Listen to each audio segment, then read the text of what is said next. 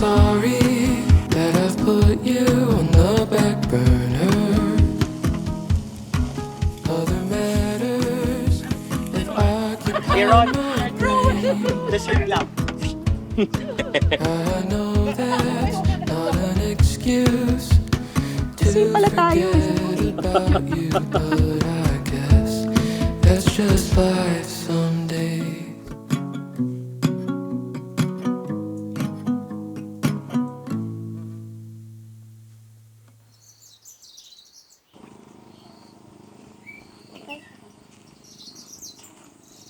Yes! Hello, hello. Chef! Tara. Nakapanlaban na ako para pwede ng Luto pawisan tayo. lahat. Nag-white ako para fresh. So ito yung ating kitchen. Ito pala dapat hindi ka na nagme-makeup pag ganito. Talagang open pores na talaga to. Ito. Pag nasa harap ka talaga dito, talagang, Ito yung grill mo. okay. And, Ay, ako din, magluluto. request Okay, kita. gusto ko yan. Meron tayong 3-4 kinds of skewers. Yes. Skewers tayo. Skewer party tayo. Kumakain ka ng tofu. Yes. Ito masarap to.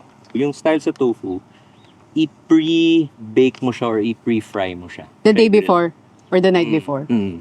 And also sa camping, maganda na medyo i-prepare mo na sa bahay. Or pili ka na mga items na madali iluto sa camp. So, ito, isasalang mo, mainit na yan. So ito, mabilis lang to kasi pre-cook na siya. Pag sinabi mo mabilis, like ilang minutes per side Tingnan or natin. seconds. Siguro I'd say 30 seconds to 1 minute max. Kasi basically, parang gusto mo lang siya i-char. So, yun yung tofu natin. Then, sa side na to, sasalang Yan na. tayo ng...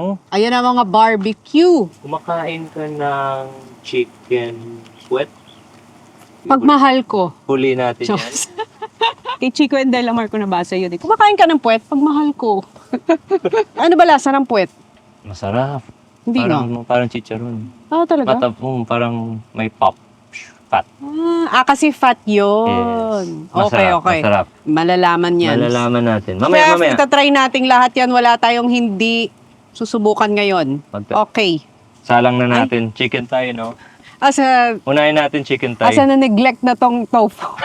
Hindi ko na pala pinansin. Sorry. So, ito yung cooking side of camping. Okay. Ngayon, let's step back and just watch them. Ah. Kasi, sa camp, maganda rin medyo ma-enjoy mo. So, kumbaga, And watch the show. yes, minsan, sa sobrang mong nakababad sa luto, hindi mo na na-enjoy yung camp. Mas maganda yung ganitong proseso. So, Para feel na feel mo talaga yung camping outside, eating outside, Yes. cooking outside, yes. one with nature.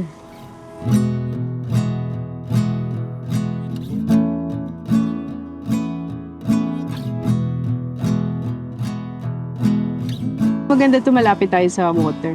So pag naiinitan kayo, tumatalon na lang kayo minsan. Minsan sa river kami nagka-camp. Oo nga. Ayun, literal. Nakita ko nga di ba? Pag init na tatalo na lang, tapos balik uli. Oo. Kaya rin pinipili namin yung lugar na high altitude para yun nga, masaya.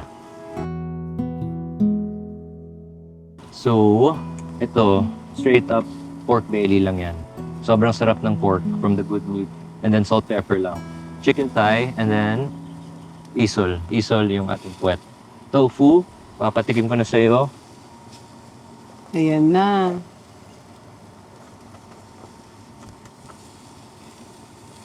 Buti na lang, hindi ako nagla.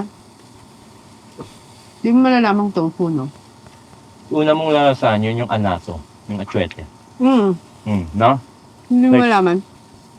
Very nutty. Yes. Flavorful. Alam mo, Sabay-sabay ang na yung pasarap, yung sauce. Oo. Yung sarap. Oo. Hindi mo siya kailangan i-marinate sa sauce. Kasi poro siya eh. Kumbaga ma-overpower niya yung tofu. Kaya you pahiran mo siya towards the end. Crunchy tofu.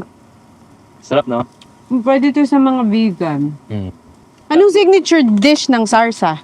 I'd like to believe sana for the pork sisig. I'm very proud of our pork sisig. It's smoked, fried, and sauteed.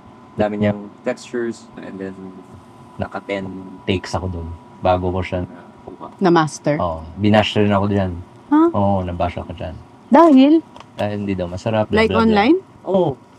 So, pag mga ganyan, sige, the more mamba mentality, the more nyo kaming ganunin, the more rin namin galingan. Parang, or improve sa inyo na, I guess, yeah, important rin na take criticisms objective. Eh, yung Michelin star, pangarap mo ba yun? Oo Ma-Michelin. naman, sino ba yung hindi? Di ba? Kung actor ka, ang peak is Oo, Oscar. Manalo oo. ka ng Oscar. Dream lagi kasi yan, Nicole. Like, the last time na nag-visit kami sa LA, nag-date kami, sabi niya, Lika, morning, kasi hindi namin sinama yung mga kids. Umaga-umaga, pagbukas ng Academy Museum, nagpunta lang kami. Parang nakaka-inspire na ang dream mo, sana may Filipino dito. May Filipino actor, may Filipino director, may Filipino screenwriter, may Filipino movie. Pero laking tulong rin sila, like example sila, Jokoy, na may representation. Alam mo, may resemblance kayo. May nagsabi na. Oo. No! Actually, so nag-meet kami for the first time. Kumain siya sa restaurant namin sa Oh. Dubai. And grabe yung tingin ng anak niya sa akin. Parang kulang lang tawagin niya ako daddy. Galing! Kamukha kayo! Eh, sobrang May niyang bait. resemblance. Sobrang Oo. niyang bait. Tapos very inclusive. And then, so nanood kami ng concert yan the next day. Naglalakad ako sa hall. Akala ikaw? May nagbubulungan. It's Jokoy, it's Jokoy. Ako naman. Tahimik lang ako. It's the cooking Jokoy.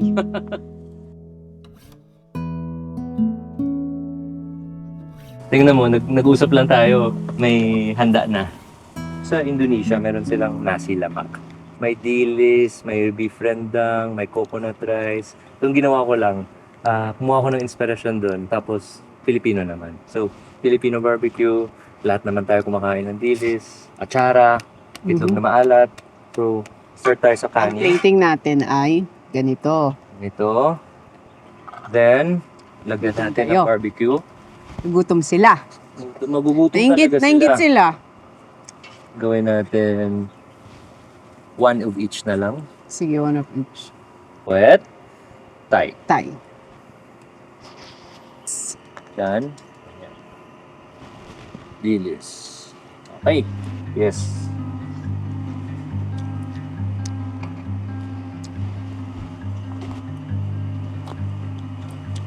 Pero try ko yung puwet.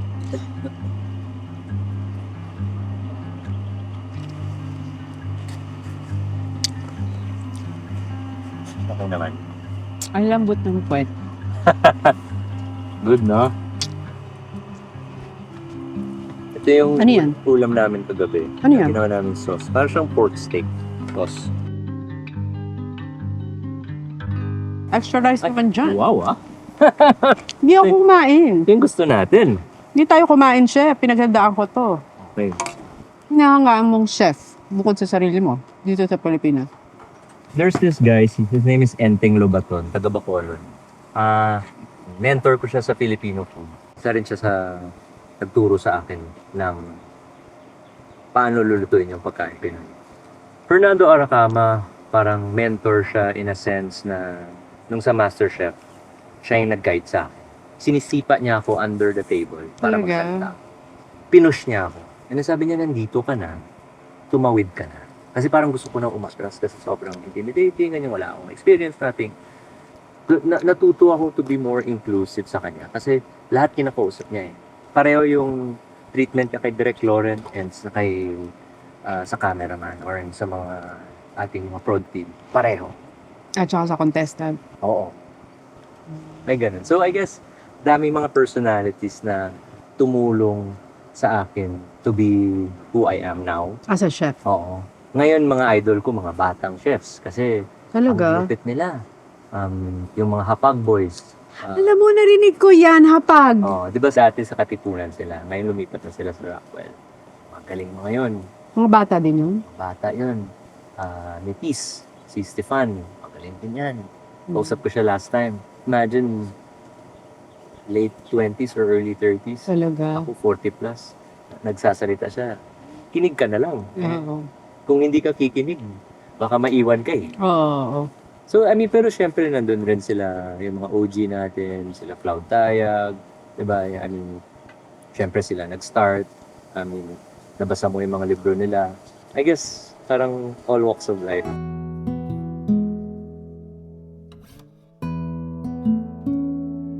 Pag example, walang camera, downtime mo, ano yung hobbies mo, ano yung trip mo, Babasa lang ako.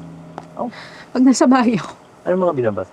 So, I'm reading the series of Dr. Joe Dispenza. Aha. Tapos ko na yung last niya na You Are the Placebo. Now I'm reading the You Can Become Supernatural. It's like studying your brain and how you will realize that you are limitless. And the limit that you have is the one that you have in your brain. Kasi isa sa mga frustration ko na isang year na lang ng college, di ako nakatapos. Ikaw nakagraduate ka? Hindi. Hindi nga. Talaga? Open Okay, school. same pala tayo. Isa pa eh. Eh, hindi sukatan eh. Oo. Tingnan, pag nag-reunion, di ba? Yung mga honors Wala student. tayong reunion. Anong year ka nag-stop? Ako, 3 times ako nag-freshman. Oo nga, nabasa ko. Bakit ka 3 times na freshman? Eh, wala eh. Wala. Wala doon ang hilig mo. Doon sa luto na lang. Alam mo kung bakit? Kasi dahil tinan mo yung lifestyle mo ngayon. Alis ka ng alis, adventurous ka. Ang hirap mo ikahon sa isang kwarto. Yan. Hindi, at saka, may ADHD kasi ako. So, kaya, pero once na hyper-focus ako, doon na lang. Challenge ba yun sa pagluluto as a chef? Pag may ADHD? Before, kasi hindi ko matapos yung mga kabagay-bagay. Like example, prep cook ka, kailangan mo gawin 10 things. Gagawin ko yung first 3, tapos tatalon ako sa 6 or sa 7. Tapos babalik naman ako sa 4. Actually, pag nag-pack ako, ganun pa rin ako. Walang order? Walang order. Ito, real talk ah. Para sa akin, ikaw yung isa sa pinakamagaling na host and interviewer sa Pilipinas. Promise. The way you talk, parang galing. And the way you interview. Anyway, my question is, sino yung in-interview mo na medyo, wow, okay to ah. Like, dami ko or... For me, yung pinaka may impact, si Brother Bo. Kasi he talked to me about, tayo pala dapat sa life natin, meron tayong place of surrender. And you will not find it anywhere here in the world but inside your heart. When everything gets so overwhelming, and you can't handle it anymore, you have to go inside that place, inside that room, inside your heart, where you can just unload everything. And you say, I am done with this. I surrender this. Funny that you said that kasi on my way here from Dubai, the day before, grabe, borderline anxiety attack ako kasi parang na-overwhelm ako sa lahat kong gagawin. Di ba? Parang, oh my God. And then funny you said that na parang sometimes you just have to surrender. Hindi tayo meant to carry that much load on our own. Tama. Sobrang laking help nun. So yun yung nag-iwan sa akin ng mark. And the rest, lahat, of course, all the politicians I interviewed, from VP Lenny, BBM, Gringo Honasan, Chel Jokno, they have the most colorful, brilliant, like, fascinating life. Parang they've lived so many lives already. To get to where they are. They are. From the pain, heartaches, triumphs, victories, failures. Ang dami mong natututunan. But also, marirealize mo na kahit na in position sila, when you talk to normal people, makikita mo that pain is universal. That it doesn't choose kung mayaman ka, sikat ka, politician ka, but they can have the same level of pain na pinagdaanan mo. Magkaiba lang ng gravity, pero pain pa rin. Tapos marirealize mo, dun tayo na i-equalize as humans. And it changes your perspective about looking at life and looking at your own pain. Bakit mo gusto yung ganitong trabaho? It's nice to champion people's stories. Wow. It's nice to champion them Mm. for who they are, what they've been through. Mm. Tapos, marirealize mo there are people whose lives, whose stories deserve to be heard and who deserve also to be on the center stage. Hindi lang ikaw lagi ang nasa center stage. Kaya nilagay ka kung saan man. Dahil, yun nga, yung purpose. Lahat tayo medium lang naman di ba? Instrument. Instrument, bridge It's to like life. you, as a chef, your instrument yung food mo to connect people. Mm. Di ba sa restaurant mo, ang Oo. sarap ng they gather. Tapos, talagang naghanda kami for everyone. Kasi gusto namin Magga-gather tayo. magagather tayo. And like what you said, gusto mo rin i-share lahat na, yung experience natin, gusto mo rin i-share sa lahat. So, So magko-communal tayo, Yes. breaking of bread. oo, papakainin natin lahat.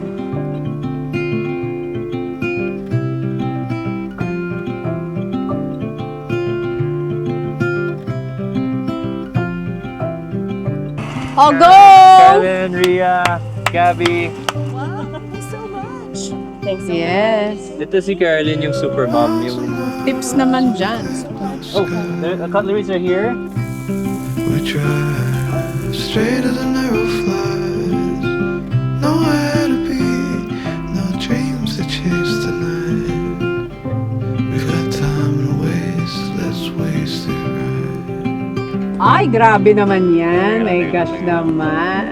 Ang mga dessert ni Chef. Paul, halika na! Galing talaga yun.